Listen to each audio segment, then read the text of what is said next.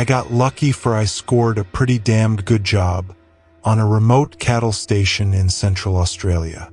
And when I say remote, I really mean remote. Takes a day and a half just to get the mail and a 2-day drive into town. That's how far I was living.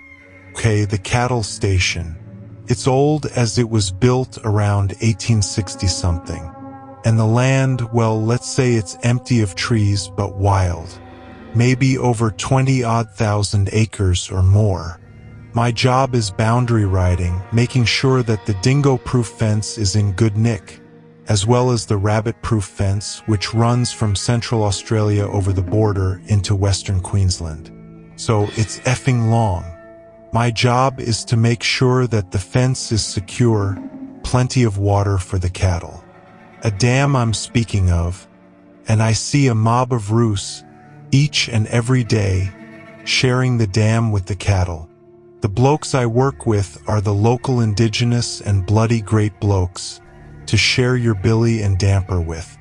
There is one area my indigenous mates refuse to go to.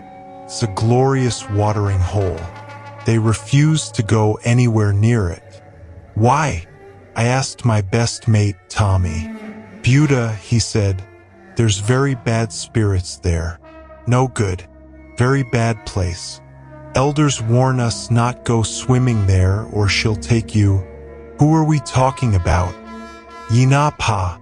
Yinapa. Devil girl was all he said.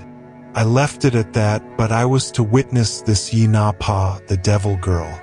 It was roughly about a month back when this strange incident occurred. It was in the low 40s, bloody hot, as we traveled along the fence line, repairing this, shooting that when it came near 5 o'clock, and it started getting cooler. I knew we couldn't get back to the station until midday the next day, as the horses needed resting. Tommy started getting nervous about something, then told me we were in Yinapa's territory. We must be careful, Buddha. This is not a good place. There is plenty of food, but it is not a good place. That night, we had a freshly killed kangaroo, which is good for you, then we set up camp. We had a yarn about this and that, who's winning the footy, etc. Then we settled down to sleep. Now, I am not sure to this day if I dreamt this or was it real, but whatever the hell it was, it scared me badly. I was sleeping in my swag, Tommy snoring away, when the old bladder called out to me. So out of my swag I got groggily, I should add, and started my peeing. It was a stunning night with the black velvet sky, sprinkled with stars, as well as the Milky Way streaking across the sky. If you want to see such amazing night sky, spend the night in the Australian desert, and you're in for a good treat. Anyway, I stood there, peeing away happily when she came out of the darkness.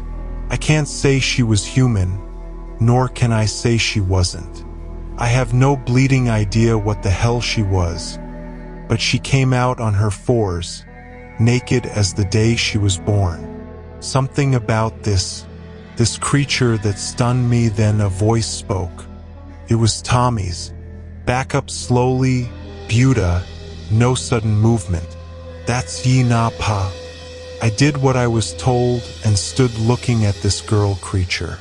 Like I said, I have no idea what she is, but I stayed there as she made her way back into the darkness. Tell you one thing, I didn't sleep that night, and we both left very early the next day. An old elder of the tribe came to me and asked me to describe what I saw. I did, and he shook his head. He said that I was very lucky that she didn't take me.